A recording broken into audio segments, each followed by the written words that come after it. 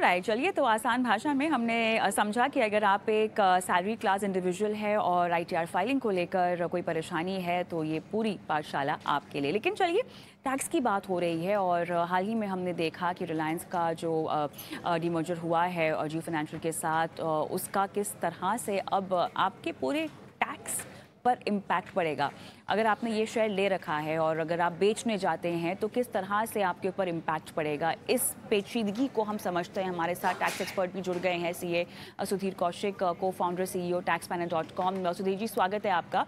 तो यहाँ पर कुछ एक्विजिशन प्राइस का हम जानकारी दर्शकों को दे देते हैं, जो कि रिलायंस इंडस्ट्रीज़ ने जो अपनी एक्विजिशन प्राइस अनाउंस की है, उसमें यहाँ पर अगर देखा जाए तो आरआईएल की जो कॉस्ट प्राइस है ख़रीदने की एक्स फाइनेंशियल्स, वो लगभग 95.32% रखी गई है एक्विजिशन प्राइस का।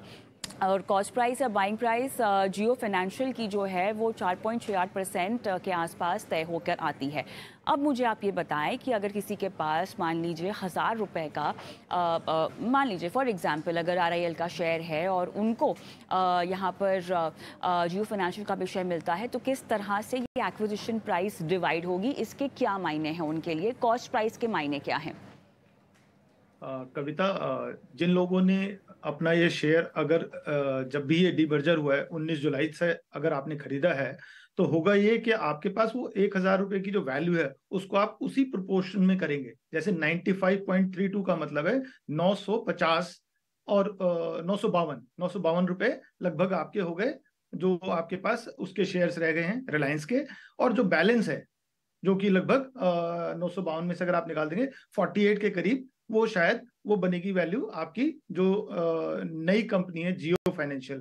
तो उसकी कॉस्ट ऑफ एक्विजिशन 4.68 है। तो अगर हम उसको ठीक से देखें तो वो शायद 47 रुपए के करीब उसकी आएगी कॉस्ट ऑफ एक्विजिशन।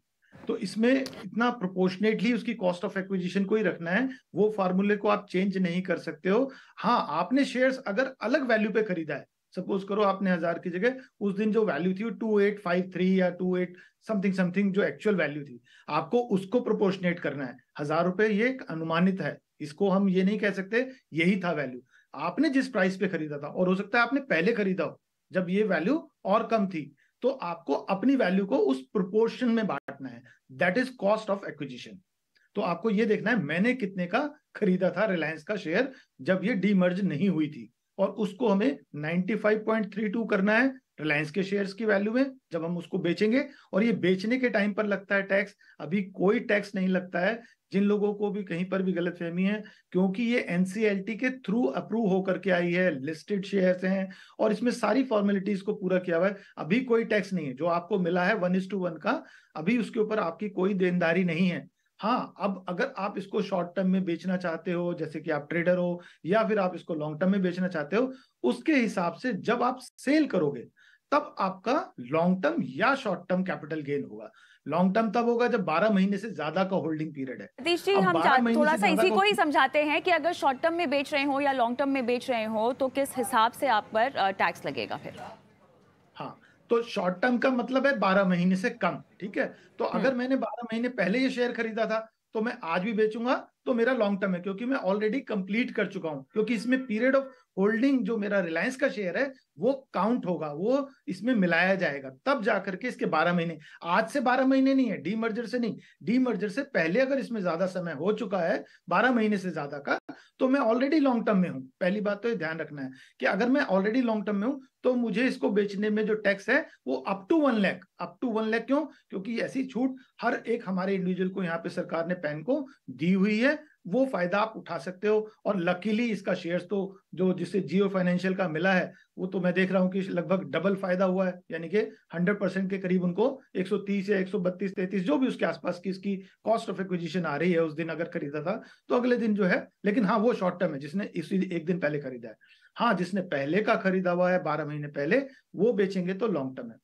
इसमें 12 महीने के अलावा एक कंडीशन और ध्यान रखनी है जो लोग ट्रेडिंग कर रहे हैं, कि लॉन्ग टर्म में अगर हमें बाई चांस लॉस हो रहा है, हमने तो ज्यादा का खरीदा था, अभी रिलायंस का शेयर कम हो गया है तो मेरा तो लॉस हो रहा है, तो लॉन्ग टर्म में अगर मुझे लॉस होता है तो वो मेरा शॉर्ट टर्म गेन से एडजस्ट नहीं होता है। ये एक लॉन्ग टर्म और शॉर्ट टर्म की थोड़ी सी कॉम्प्लेक्सिटी है, कई बार हम भी इसमें उलझ जाते हैं। तो आप अपनी कैलकुलेशन को कहीं ना कहीं एक्सेल में या किसी टैक्स एक्सपर्ट से कराएं, फिर सेल और परचेज का डिसीजन लें। और अगर इसको जरा सा भी लॉन्ग टर्म सोच रहे हो तो 3 से 4 साल में, मुझे लगता है 5 साल नहीं लगेंगे इस शेयर को डबल होने में, क्योंकि ये डीमर्जर जो किया गया है इसके पीछे बहुत सारे अच्छे ऑब्जेक्टिव्स हैं। एक कंपनी को ट्रू वैल्यू देनी होती है बिजनेस को। जैसे हम कहते हैं ना, घर में एक बच्चा बड़ा हो गया है, उसको हमने एक प्रोफेशनली क्वालिफाइड कर दिया है, अब वो कहीं जाकर के अपना खुद तरक्की कर सकता है। तो रिलायंस का ये जो एक फाइनेंशियल सर्विसेज है, इसको बढ़ाने के लिए इन्होंने एक बड़ा अच्छा डिसीजन लिया है। और बाकी कंपनी के जो बिजनेस है वो अपने आप में अच्छे चल रहे हैं, चाहे वो रिटेल हो, टेलीकॉम हो या कुछ और। तो इसका कहने का मतलब है दोनों ही शेयर्स अपनी वैल्यू रखते हैं। और जियो फाइनेंशियल्स में तो लोगों का देख रहे हैं कि कहीं ना कहीं रुझान ज्यादा है। तो मुझे लगता है लॉन्ग टर्म में लोग ज्यादा रहना चाहेंगे। फिर भी जो लोग ट्रेड करते हैं उनके लिए शॉर्ट टर्म में 15% टैक्स देना पड़ेगा। तो वो 15% टैक्स आपको अगर मंजूर है तो जरूर सेल कीजिए, मुनाफा तो आ ही गया है।